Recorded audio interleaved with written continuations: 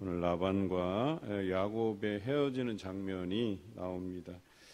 이둘 사이에 여러 가지 어려운 일들이 있었죠. 특히 야곱에게 라반이라는 존재는 그저 자기 부인의 아버지, 그러니까 이제 장인어른이겠죠.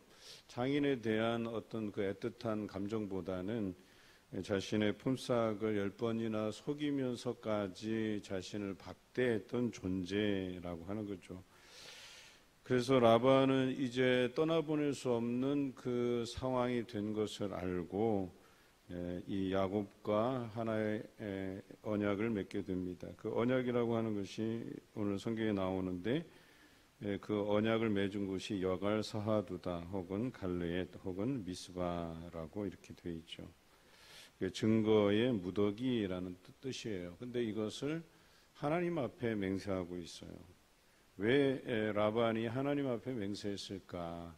그리고 그가 할 수 없이 이 야곱을 떠나보내면서 왜 이러한 약속을, 언약을 맺었는가를 한번 들여다보아야 될 필요가 있습니다.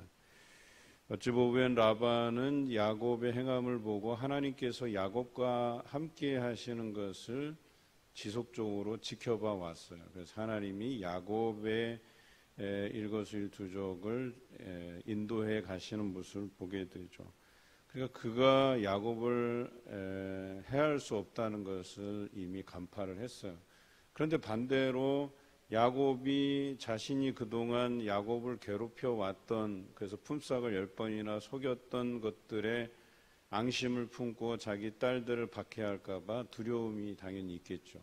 뿐만 아니라 어떻든 간에 그 친척지간으로 맺어졌지만, 사돈지간으로 맺어졌지만, 또 장인과 사위관계로 맺어졌지만 그 안에 또 어떤 일이 복잡하게 얽혀서 서로 전쟁을 해야 되는, 다퉈야 될 상황이 오면 라반은 자신이 없었던 거예요.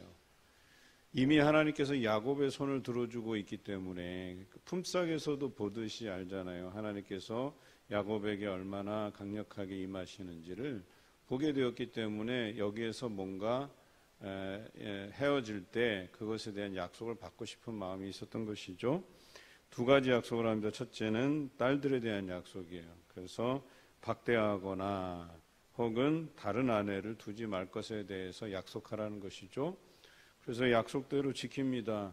그들의 그 몸종을 제외한, 그래서 정실로서 아내를 맞이하는 일이 이제 일어나지 않죠. 그 약속을 지킵니다. 또 하나는 라반에게 쳐들어오지 말 것. 나도 이 증거의 무더기를 경계 삼아서 너를 해하고자 하지 않을 테니까 너도 이 증거의 무더기를 넘어와서 나를 해하는 일이 없게 하라. 이렇게 해서 그 약속도 이제 야곱이 지키게 됩니다. 저는 여기에서 라반이 참 못되게 굴었지만 하나님의 임재를 인정하는 사람이었다는 걸 꼭 기억해 두시기 바라요. 그래서 야곱을 함부로 어찌할 수 없었던 것입니다. 그래서 그는 혹시나 하는 마음에 야곱에게 이렇게 증거의 무더기를 삼아서 자기 딸들의 안위, 그리고 그들이 고생하지 않도록, 그래서 다른 아내를 맞아들이면 또 관심 밖에 소외될까 봐 그런 걱정으로 인해서 야곱에게 부탁을 하는 것이죠. 오늘 이 장면을 보면서 또 하나님과 우리와의 관계를 한번 생각해 보는 거죠. 라반이 이 앞쪽의 모습에서는 정말 저 딸의 남편이 야곱을 저렇게 대해도 될까 하는 그런 걱정스러운 마음으로 말씀을 묵상했잖아요. 어떻게 품삯을 속이고 그 딸들의 남편인데, 그러면서 참 안타까움이 있었는데 오늘 성경을 보면서 그 딸을 아끼는 마음은 있었던 것으로 보여져요. 그렇죠? 그래서 딸들을 걱정하고, 심지어 55절에 보면 손자들과 딸들에게 입맞추고 축복하고 라고 돼 있어요. 여러분, 그 사위에게 좀 못되게 굴었지만 그래도 딸들에 대한 그 애정과 사랑은 남아 있었던 것이죠. 오늘 하나님과 우리와의 관계를 보자면 좀 우리에게 모질게 하셔서 광야로 내몰기도 하고 어려움을 주시고 그것으로 연단하게 하셔서 우리를 순금같게 나오시기는 하지만 또 우리의 바람이라는 게 그래도 하나님께서 하나님의 백성들을 좀 형통하게 평탄하게 그 길 가게 하시면 어떨까 하는 생각도 가지잖아요. 그런데 이 라반이 보여준 그 딸들의 남편에 대한 그 대함이 솔직히 말해서 어떻게 저렇게 할 수 있을까라고 하지만 결론적으로 딸들에 대한 애정은 식지 않았다는 거예요. 그 사랑은. 그런데 하물며 우리를 위해서 예수 그리스도를 이 땅에 보내시고 십자가에 죽게 하신 그 하나님의 사랑을 우리가 의심하지 말자라는 거죠. 이런 라반도 딸들을 아끼는 바와 같이 우리 하나님께서 자기 백성을 사랑하시고 관심 가지고 계시다라고 하는 사실을 우리가 잊지 말자라는 거죠. 이것이 너무나도 중요합니다. 그런데 가끔씩 우리는 표현으로 왜 하나님이 나에게 이런 일을 만나게 하고 또 이런 과정을 겪게 하시는지 거기에 대해서 우리가 때로는 불평할 때가 있다는 거예요. 그런데 여러분 그러지 마시고 이 성경을 묵상하면서 내내 우리가 드는 생각은 하나님께서는 자기 백성을 버리지 않으신다라고 하는 거예요. 그렇게 죽일 만한 그런 나쁜 짓, 즉 하나님을 버리고 우상들을 섬기는 그들도 하나님 사랑하셔서 포로기 70년을 통해서 깨닫게 하시고 돌아오게 하시는 하나님이시잖아요. 그러니까 우리가 당하는 고난에는 분명히 목적이 있다는 사실을 기억하시고 때로는 나를 욥과 같이 연단하실 때가 있고 때로는 이스라엘 백성처럼 우리가 하나님 앞에 잘못해서 실수해서 나를 고난 가운데 데려다 놓으시기도 한다는 그런 사실을 우리가 알 때 하나님 앞에 제대로 회개하고 또 깨닫게 해주신 지혜가 뭘까를 물어보는 우리 삶이 되었으면 좋겠습니다. 오늘 마지막으로 라반이 이제 그 손자들과 딸들에게 입맞추고 축복하고 떠나 고향으로 돌아가는 모습을 마지막으로 이제 헤어지게 되죠. 그런데 오늘 이 라반이 마지막으로 취한 그 행동은 그 살아계신 하나님을 의지하고 있는 점을 우리가 보게 되죠.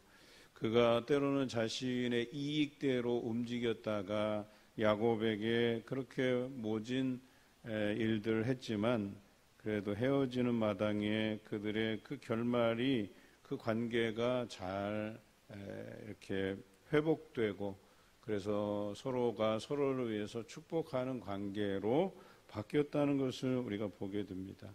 여러분 사람의 관계라는 게 사실 별거 없어요.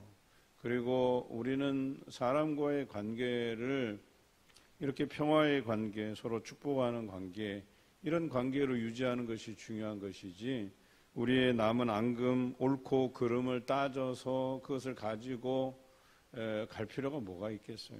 사실 오늘 이 말씀을 통해서 라반도 하나님 앞에 하나님이 아끼시는 그 야곱에 대해서 모질게 했던 그 기억들이 분명히 있었을 것이고 그것을 털어버리고 싶은 마음이 있었을 거예요. 그래서 그 일행이 가는 길을 축복하면서 헤어진 것을 보게 되죠.